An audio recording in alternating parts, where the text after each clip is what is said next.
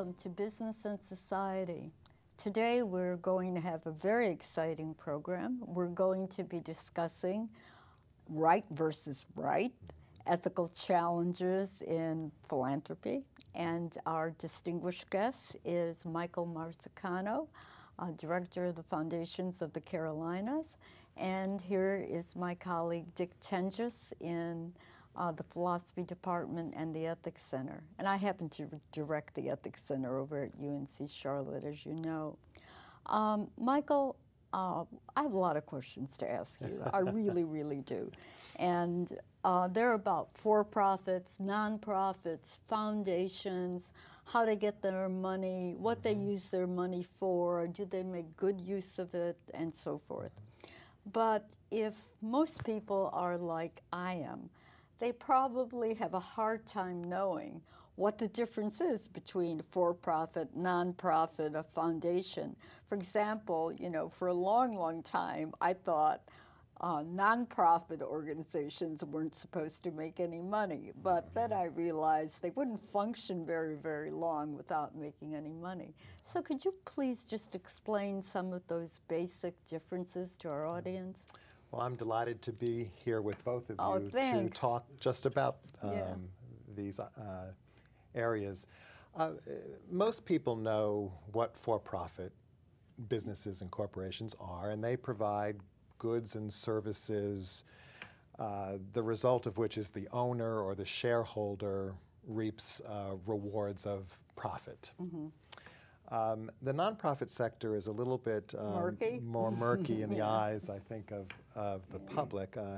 Nonprofits are institutions that have a special designation in the tax code that enable them to conduct charitable work and receive gifts from people who care about museums, hospitals, universities. They typically don't make profits. They're mostly break-even ventures to serve that charitable mission. But they can make profits as long as they pour that income back into their charitable mission. So for instance, a college bookstore at a university can actually make money as long as it goes back into the university till for scholarships or something of that nature. So most of them are break-even, but they can make a profit if they use it for charitable reasons. Oh, I see. Foundations, in some ways, are the intersection between the two. Typically wealthy folks create a foundation to be able to have an asset that gives off income to support the nonprofit. So it's the act of taking wealth from a for-profit experience, putting it in a conduit called a foundation. It earns money in that foundation, but the earnings on that money has to go to support one of those charitable nonprofits. So I actually think of them as almost the intersection between the for-profit world and the not-for-profit world. Well, can I ask you a question? How did the Foundations of the Carolinas start? Well, there are really three types of foundations. There are corporate foundations, which conduct charitable work for typically big companies. There are private foundations that is often one family. We typically think of the Gates Foundation or the Rockefeller. These are wealthy families who created private foundations. And then there are these community foundations, and the Foundation for the Carolinas is a community foundation. And what that means, it is a number of families who have decided to use the community foundation to conduct their charitable work. A group of families in Charlotte got together in 1958, so we're just over 50 years old, with an initial gift of $3,000 to create this community foundation. That's incredible. And today, multiple families have joined, and over time, they've given us unrestricted assets to help the community, and now we're up to about $725 million in assets, and we give away about $100 million a year to those nonprofit charities. That's an incredible story, really. And you invest money, right? Yes. Seeking to grow it. We take the principle of the foundation, the assets, and we invest it, and not last year, but most years, we get a good return, and then we use that return to fund charitable programs. Yeah. Well, you know, I have a follow-up question. Maybe Dick, you know, will have some points to add. What kind of conflicts of interest, you know, typically haunt a for-profit or a nonprofit, or in your instance, a foundation? Let's try a nonprofit. What kind of conflicts of interest?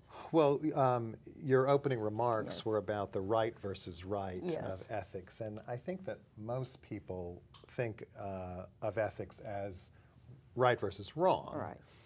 And on the for-profit side, it somehow always involves money.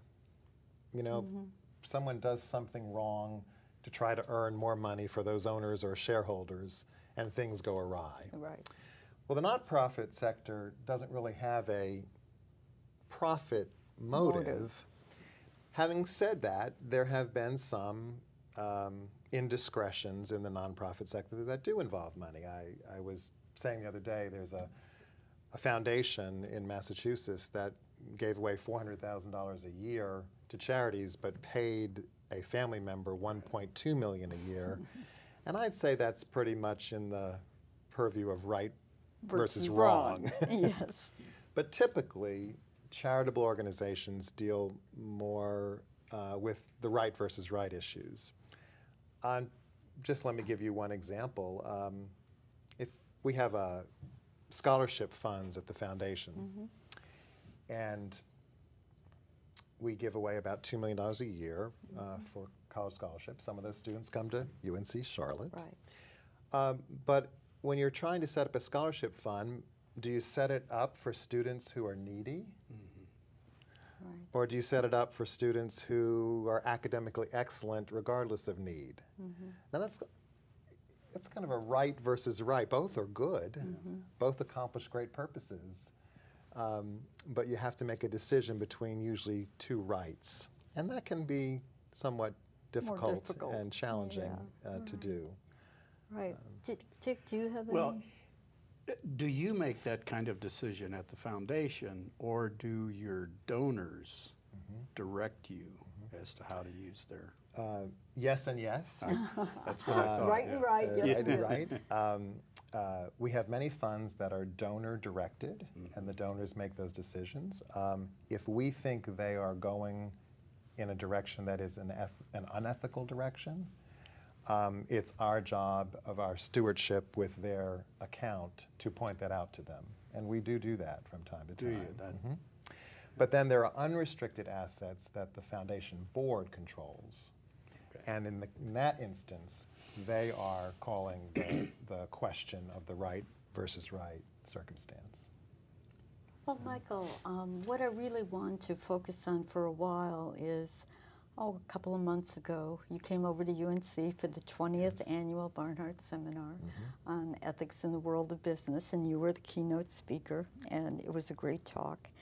And in it, you explored some of these issues of right versus right, and indeed some that were plaguing you at the time. And I think our audience would find it fascinating to hear a bit more about what issues were plaguing you when you addressed that audience. Well, a topic that folks might not think would be on my mind, but has been played out in the press a great deal, has been some of the issues related to our United Way. Oh boy. And You're actually going to get into that. Yes, I am. Okay. And I think there are both some right versus wrong issues in that whole circumstance, but also some right versus right issues. And let's focus in on the right versus right. The United Way has typically been a campaign where donors at the workplace make a gift to that campaign in an unrestricted way. That means they don't designate which organization. They enable the board of the United Way to make the decision of where to give that money in the area of human services. Well, in part because of the controversy, many of these workplace giving programs are now opening the campaigns for those donors to designate giving to any agency they want to. And this brings up a lot of very interesting right versus right questions. For example, the United Way has always depended on these unrestricted gifts. So many of its agencies count huge percentages of their budgets to run the work they do based on the United Way giving them those dollars. If all of a sudden donors decide to make their own choices, suddenly we place all of that charitable work in jeopardy. Right. On the other hand, some donors don't like the way or the decisions that another body would make and want to make their own decisions. Well, is it right to enable them to make their own decisions, or do you ask them to do something that they might not feel Comfortable. particularly comfortable? Not that it's a wrong thing, but they may not feel comfortable. And then there are all these agencies that are not part of the United Way that feel they have a right to be in front of these donors to sell themselves. So they want the open campaign. So you have all these conflicting issues, Give it to me. Yeah. you know, that are at play here. From the foundation's perspective, we actually believe in this undesignated giving.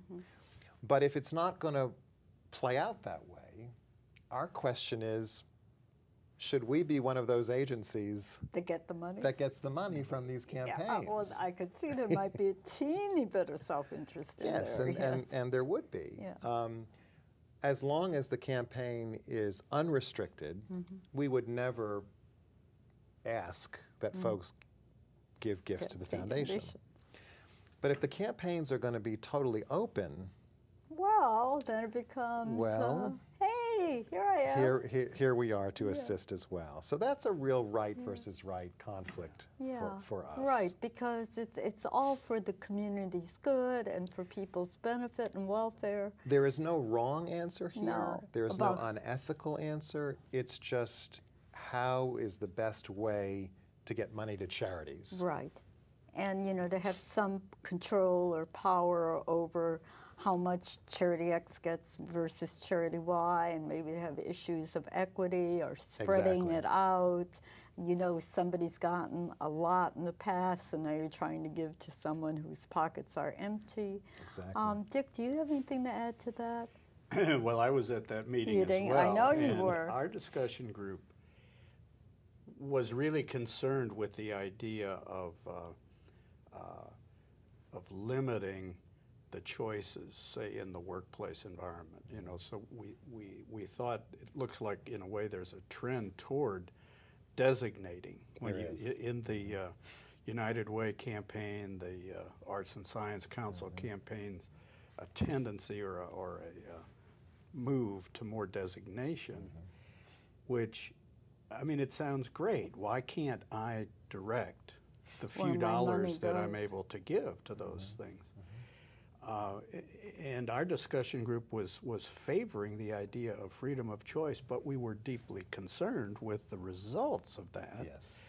And didn't have any way, no suggestions about how to achieve the goals that are achieved by the professional boards at your place and the United Way and so forth, toward service organizations and small culture groups that nobody at the That nobody corporation would know know about. about, and so they wouldn't designate a gift to. And I just wonder whether you've come up with any way to Right, to balance straddle that. those two values. Well, we do have a community task force that is working on these very provocative questions. Laura Schulte, the new Eastern headquartered executive for Wachovia, is chairing a task force of civic leaders, and we're grappling with these very questions. And we're studying how other communities have been grappling with these same questions. And I don't know what the outcome will be, but I think everybody's going into it with great integrity and trying to figure out. But no, we don't have the answers yet. So you have to invite me back for chapter 2. Chapter 2, yeah. No, Dick, your question was really, really good, because it's really difficult if you're just a startup group to attract funds. Yes. And you would need this kind of task force about which you're speaking to identify these kinds of, you know, newcomers to the scene. Well, and people can inadvertently make mistakes without knowing it. You pointed out that these boards study the groups, study the issues, and put a whole lot more time into the analysis than any one of us can.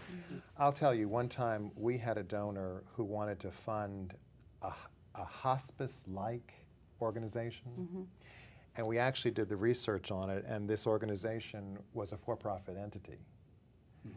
Well, that donor would not have known that and would have made a big mistake by funding a for-profit entity when they thought they were funding a not-for-profit entity. So I do put a lot of credibility into the fact that there is a lot of analysis by these volunteer boards on the prudent use of the money. So we'll see. And they would take a more of a community-wide perspective, hopefully. They'd be more informed, but they'd also have maybe a better perspective. Well, I think so. They study the issues, and for instance, right now, homelessness is a big issue in our in our community. And so you actually saw the United Way this last round of grants move money more in that direction because they were able to know the need after careful study, and with the unrestricted dollars, be able to move money to where it's most needed. That was a good outcome. You know, I'm really worried about homelessness. I think it is a major issue here in Charlotte. Michael, another question I really have for you is, you know, we know giving's down, or so I've heard it's down. It is. And I'm wondering about some of the reasons for it. I mean, obviously the fiscal crisis is part of it, but it could be some of these scandals or whatever about certain kinds of nonprofit or agencies and so on. Or it could be just kind of a general lack of trust the public has about how their money's going to be spent and where it's going to go. What do you think is accounting for the downtick? Very, very good question. There has been a downtick. The United Way, for example, had a decrease in giving by 33%. That hurts. That hurts a lot. Now, you could say that that might have been due to some of the controversies that have been well publicized at the United Way. But it also happened in the down economy. Now, the United Way campaign was in the first part of the down economy. Last fall is when it was so far down. Well, January was the worst part of the economy, and that's when the Arts and Science Council ran its campaign, and it was down 37%. So the question becomes, was it the controversy at the United Way? There was no controversy at the Arts Council. Right. And yet you had a similar drop.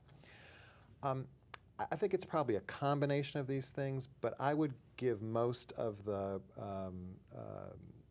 credit, that's perhaps not the best word. Bad word. Bad word, yes. To the down economy, and particularly in Charlotte, because we've been hit so hard in the banking community. Yes. You know, when we've had recessions before, we've not been recession proof, but we've been recession resistant. Correct. And whereas other places saw down in giving, we really didn't see that until this time. Yeah. And you have to wonder if we were not at the epicenter of the economic downturn, and the unemployment being so high that people just didn't feel they could give as generously as they have in the past. Yeah. Dick, do you want to add into that? Well, I guess I don't know the statistics the way Michael does. I'm one that really thinks that trust is so crucial, you know, and I would still be wanting to look and see whether the trust issue didn't have a lot more to do with, though probably with the Banking. with the scandals. I've heard a lot of people just say things like, "Well, I'm not going to give to the organization. I'll just give straight to the Yes, thing and, itself." And it's possible that there are some upticks in giving because of that in places we don't yet know about. Because people just trot over directly to the place and give. Now, on the bright side, you may recall that last year we spearheaded the Critical Need Response Fund to help people get through the winter. Right. Yeah. Close to $3 million poured in to that fund and was a huge help to families in dire circumstances during the winter. People were very generous. So there's an example in the down economy where there was still great generosity. Right. And then you have some very wealthy folks like Leon and Sandra Levine, who are just making huge gifts, not only to the downtrodden, but a $9 million commitment to this great university. I know, we're so grateful. Yes. So it seems to be a time of almost feast and famine in a way. Right. In terms of giving. Some people just step forward, like that particular family. It's just incredible. You know, I think a lot of it has to do with people like to see their money go to somebody who really needs it. Yes. And there's some kind of need for an emotional reward.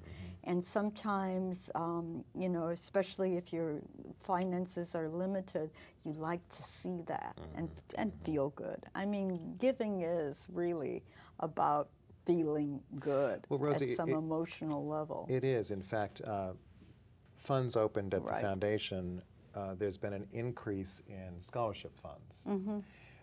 If you're a donor and you can help a student get through college, you get a note from a student that says, if not for you. Right, I couldn't have done it. There is nothing that's going to motivate you more than that. I know. So touching the cause is real important. It's very, very important in getting the message out. I mean, I'm just thinking of Davidson College, for example, from your son is graduating from. Yes. Don't mean to advertise Davidson when we're here at UNC Charlotte, but you know, the idea is that usually givers love to give to scholarship funds, but they don't like to give to abstract things. Yes. You know, it's either scholarships or football. In my experience, are kind of like because both of those things have some sort of emotional resonance. You know, which is good at one level. But there are these other needs. Right, that are more, you know, abstract and people can't get a grip of it, or why should I give my money to that kind of a cause? I don't understand, you know, it just seems too intellectual.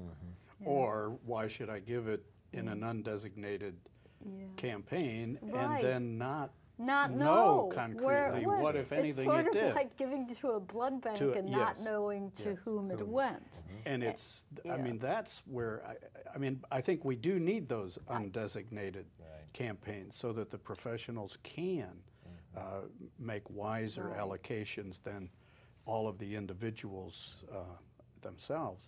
Well, I think it's likely to wind up with some of the studies we're doing about other communities. Yeah. And this, Dick, I think this does get to the trust factor. So let's take a place like Minneapolis, St. Paul, where you have these campaigns where you can designate, but 85% of the money is still unrestricted because the United Way in that community is so trusted. Whereas there are other communities that maybe only 40% is unrestricted.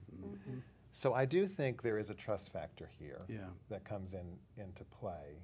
And I think there's probably always going to be this tension between designated and undesignated.